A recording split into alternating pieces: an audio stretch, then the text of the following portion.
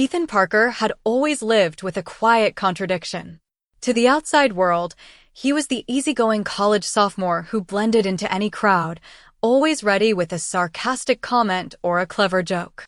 But when the laughter died down and the dorm room lights went out, Ethan would unlock the small cedar box under his bed. Inside were treasures he could never talk about openly: lace gloves, a pair of shimmering tights, a velvet choker, and a flowing skirt he had bought on a whim during a late-night online shopping spree. Unlike most of his friends, Ethan wasn't excited about football games or wild frat parties. What fascinated him instead was transformation, how clothes, hair, and makeup could turn someone into an entirely new character. For years, he kept his experiments private, never daring to share them with anyone. That was until the campus announced the annual Autumn Masquerade Ball. The masquerade wasn't just a dance. It was the biggest social event of the semester, held at the Grand Municipal Theater downtown. Costumes weren't just encouraged, they were required. Most students saw it as an excuse to party in over-the-top outfits, but to Ethan, it felt like an invitation. An opportunity. For one night, he could be anyone. But he couldn't do it alone. Ethan thought carefully about who he might trust. There was Mia Delgado, his sharp-witted classmate from art history, who had once joked that he had better cheekbones than half the campus models. If anyone would understand and keep the secret, it would be her. Summoning every ounce of courage, Ethan sent her a text. "Hey, random question. Do you know anything about makeup? Like, a lot about it? I might need help with a costume."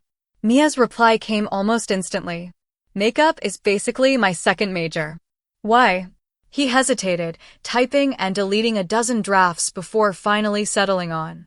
"Promise not to laugh? I want to go as a mysterious noblewoman. Full transformation. Wig, makeup, everything." There was a long pause. Ethan's stomach knotted. Then Mia replied, "You're serious?" "Dead serious. This is going to be fun. Meet me at the Rosewood Mall tomorrow. We're going shopping." For the first time in years, Ethan felt a spark of possibility. Not fear. Not shame. Excitement. The next afternoon, Ethan arrived at Rosewood Mall with his hoodie pulled tight over his head. He told himself it was just another day out, but his heartbeat betrayed him. Meeting Mia felt like stepping onto a stage he hadn't rehearsed for. Mia was already waiting by the fountain, sipping an iced coffee like she owned the entire place. When she spotted him, she grinned and waved. "Ethan Parker," she said dramatically, "ready for your royal debut?" He chuckled nervously. "I'm not sure about royal. More like guy who hopes no one recognizes him in the wig aisle." Mia smirked. "Relax. Today, you're not Ethan. You're whoever you want to be." They started with the costume boutique tucked near the mall's far end. Inside, walls glittered with sequins and fabric. Couples were laughing over silly superhero outfits, kids were tugging at princess dresses, but Mia marched with precision toward the display of gowns. She pulled out a deep crimson ball gown with gold trim. It screams mysterious noblewoman." Ethan stared at the dress. The satin shimmered under the lights. It was beautiful, maybe too beautiful. "You think I can pull that off?" he asked. Mia gave him a once-over. "With the right touches?" "Absolutely. You've got the frame for it. Trust me." Before he could second-guess himself, Mia tossed the gown into his arms and dragged him to the fitting rooms. Ethan hesitated at the curtain, but Mia crossed her arms. "Go on. I'll guard the door. No one's peeking." Inside, Ethan slipped into the gown. The fabric hugged his frame in ways that felt surreal. He turned toward the mirror, and for a moment, he didn't see Ethan at all. He saw possibility. "Show me," Mia called. He stepped out cautiously. Mia's jaw dropped. "Oh, my God. Ethan, you're going to destroy at the masquerade. That dress was made for you." Ethan flushed, unsure whether to laugh or hide, but Mia's confidence steadied him. They weren't done yet. After picking the gown, Mia insisted on stockings, gloves, and a necklace to complete the look. Then they headed upstairs to a wig salon. The stylist, after Mia whispered a quick explanation, fitted Ethan with a long cascade of dark curls that brushed his shoulders. Finally, they stopped at the makeup counter. Mia guided him through foundation shades, eyeliner, and a deep red lipstick to match the gown. By the time they were done, Ethan was carrying 2 shopping bags full of items he'd never imagined buying. As they sat in the food court, Ethan looked at Mia and said quietly, "Why are you helping me with all this? You don't think it's weird?" Mia leaned back in her chair. Weird? No. Brave? Absolutely. Most people spend their whole lives afraid to be anything other than what they're told. You're stepping into something new. That's not weird, Ethan. That's powerful. Her words sank into him, heavier than the shopping bags.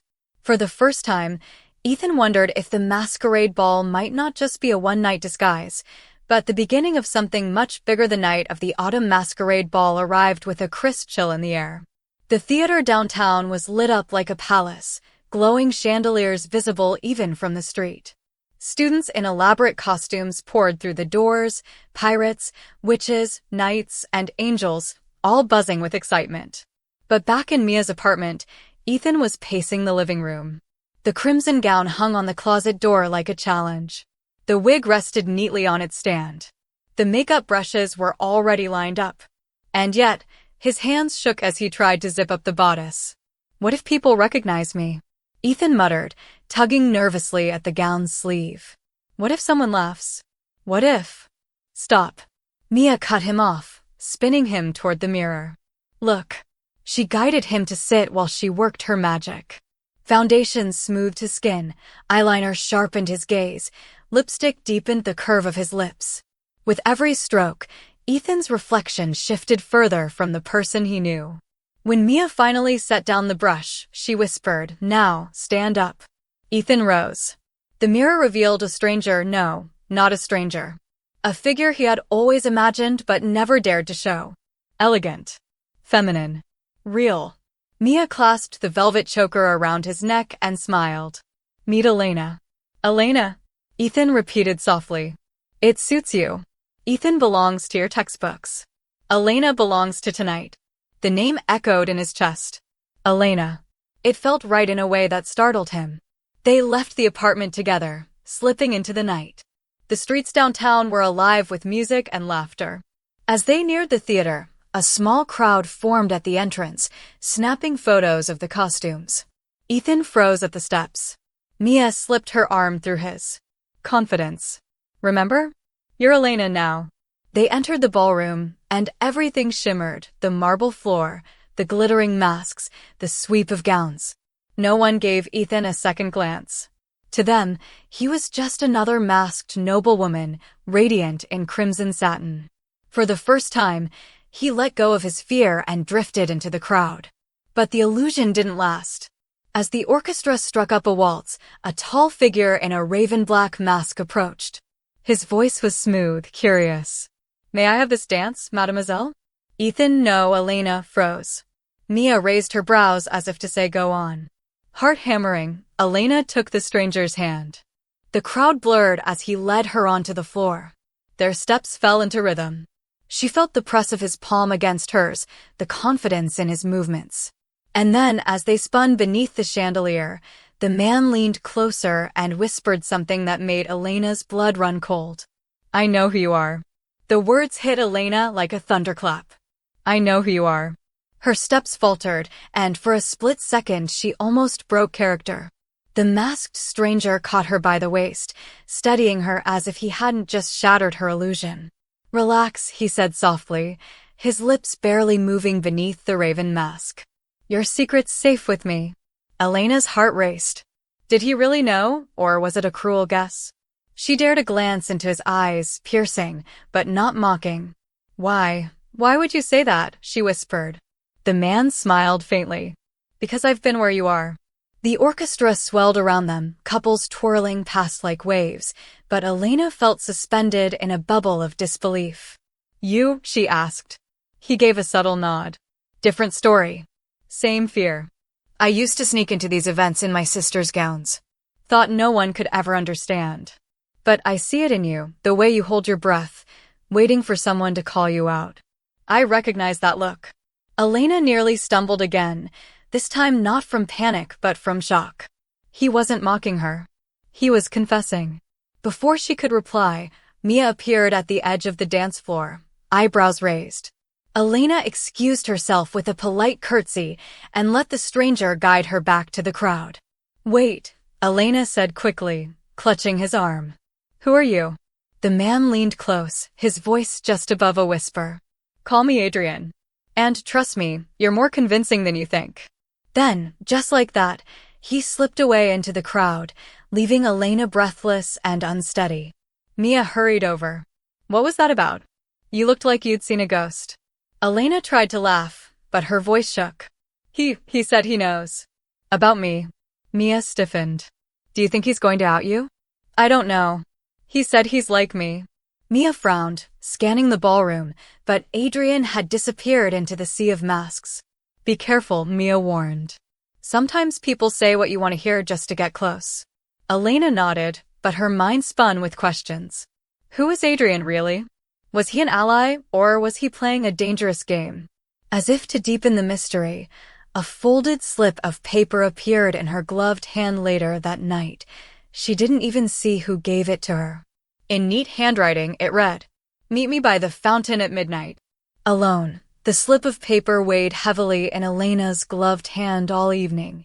She tucked it discreetly into her clutch, pretending to enjoy the music and chatter, but her thoughts kept circling back to the words, "Meet me by the fountain at midnight." Alone. Mia noticed her distraction. "What's going on? You've been zoning out since that dance." Elena hesitated. Should she tell Mia?